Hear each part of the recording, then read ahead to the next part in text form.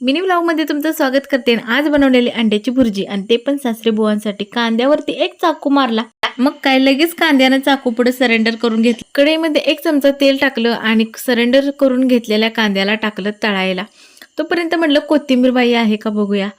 सापडली बाबांनो, सापडली. कधीच सापडत नाही या फ्रीजमध्ये, आज फायनली सापडलेली आहे मला. अंड्याला वेगळं का सोडायचं बरं, त्याच्यावर पण वार केलं पाहिजे ती की. 2 अंडी घेतली आणि त्यावरती पण वार करून घेतलेलं. कांदा, तेल आणि अंड्यांचं आरामात चाललेलं. त्यांना टाकलं मीठ आणि लाल तिखट चरचरायला. थोडीशी बारीक चिरलेली कोथिंबीर टाकली बरं का. आणि एवढं एकजीव करून घेतलं की नाही त्यांना, म्हणजे त्यांचं लगीनच लावून दिलं. ते बाजूलाच होणार नाही ते कधी, एवढं घट्ट नातं त्यांचं करून टाकलं.